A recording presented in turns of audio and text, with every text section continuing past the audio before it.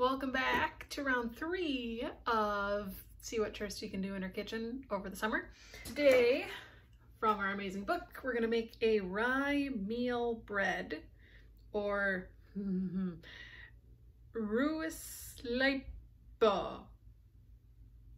It's Finnish. It's essentially just a rye bread. Again, there's no picture of it in the book, but I have a better idea of what a bread should look like than those weird twisty crackers. So we'll see how this goes. There's a bunch of other breads in the cookbook. If this one doesn't turn out, first one might be bad. That's fine. Starts with yeast, salt, and water. Pretty standard. Let stand 5 minutes to soften and bubble. 110 to 115 degrees Fahrenheit. Let's grab a thermometer. This says it's an instant read thermometer, but it still takes a good 2 minutes to actually figure out what the temperature of the thing is. 105.6, that's not too bad. 1/4 ounce envelope of active dry yeast and 2 teaspoons of sugar. We'll check on that in about 5 minutes. I realized I forgot to put my apron on earlier, so now it's on. We're all good. It's kind of foamed a little bit. It's not super bubbly, but I don't know. It's been the amount of time it wanted it to be. So 1.5 teaspoons of salt and 2 teaspoons of shortening melted. Add that. And then add rye meal or whole wheat flour. I got some dark rye flour from Rye-Meal. And we're gonna add 1.5 cups of that slowly. And beat until smooth. Okay, next step says, clean up all your shit. Adding 1 cup at a time, beat in enough all-purpose or bread flour to make a stiff dough. 1 3/4 to 2 cups all-purpose flour or bread flour. I have just all-purpose flour because at the store you could only buy 1 thing of flour at a time. So I just got regular flour today.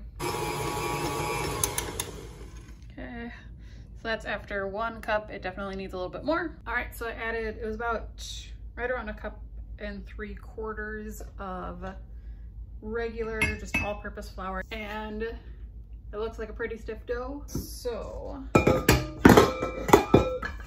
turn out onto a lightly floured board or, countertop. Plop. Cover with a dry cloth. Let stand for 5 to 15 minutes. And that gives me time to clean up a bunch more stuff because cooking is messy. While that's resting, it says to grease a bowl. It also says to grease a pan, but I'm gonna wait on that because the pan you don't use till you actually bake and it needs to rise a couple times before that. After we knead this dough in about 10-ish minutes, we're gonna throw it in this bowl to rise. Grab a handful of butter and grease this bowl. All right, so we have one very greasy looking bowl. It's been resting under this lovely rabbit flour towel. Next up, add flour as necessary to prevent sticking. Knead dough until smooth for about 10 minutes and then put in that greased bowl. It's a very soft dough. You just do this for a long while because 10 minutes doesn't sound like a long time, but it's a good long while.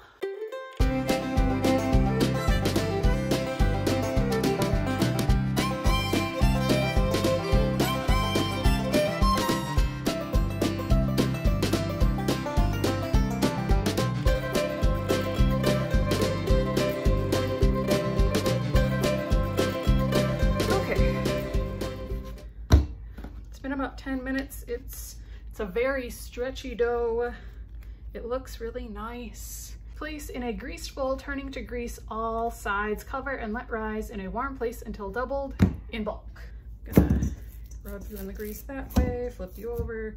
And then for a warm place, I think I'm gonna put it in the oven with the oven off, just because I have air conditioning going and that's gonna be too cool.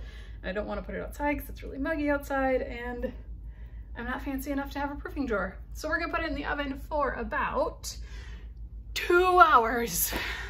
So it's almost been 2 hours of the dough rising in the oven. I'm gonna grease my pan here by literally just taking a stick of butter and rubbing it on the pan. The final dough before baking is supposed to be about a 10-inch diameter.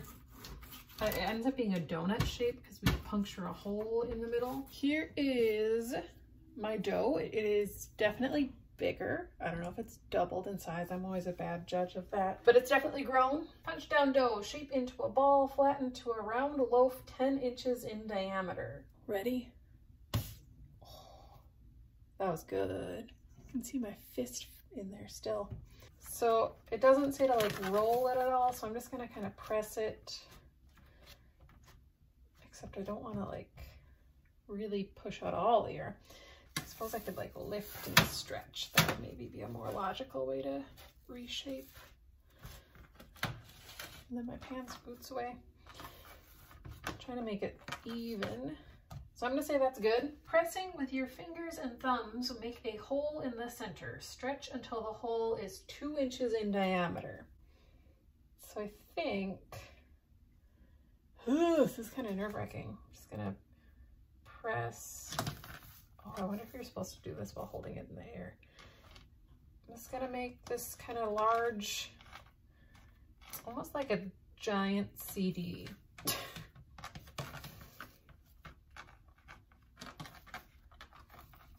That's pretty round and pretty even.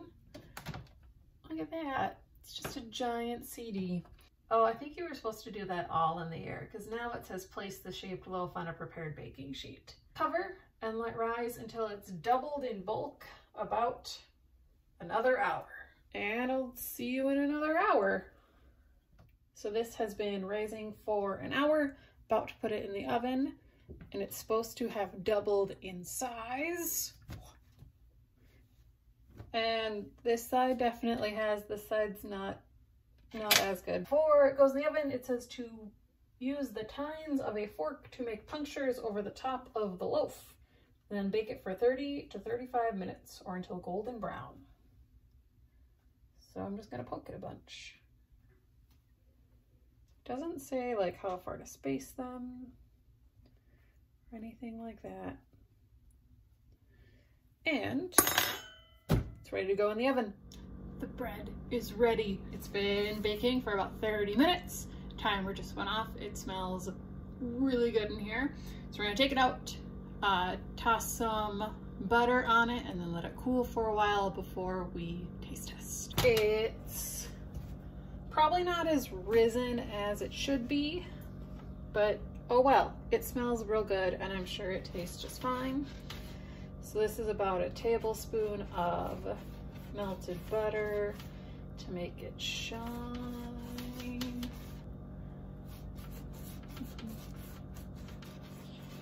All right, I'm gonna take it off of this pan and put it on a wire rack here. Oh, it's so steamy. It looks so dang good.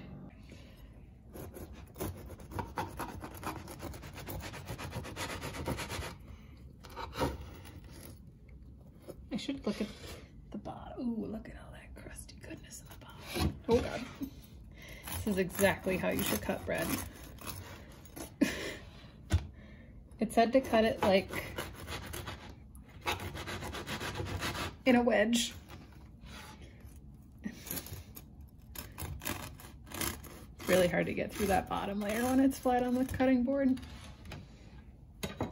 Oh, it's crumbly. Bread. So we're ready to taste the bread, and we have taste tester David. I like how we match with our black shirts. I wore a brown extra shirt so you could tell who I was. It is mealy. It doesn't have the big air pockets like most bread. It's nice. I think I shaped it too much in the CD stage. Like I was pulling and pushing at it a little bit too much. The crust is good though. Mm-hmm. It's like a bread you'd have as a side with salad or soup. It's a soup bread. soup bread. It is bread. Huzzah! I haven't really thought of a good sign-off yet.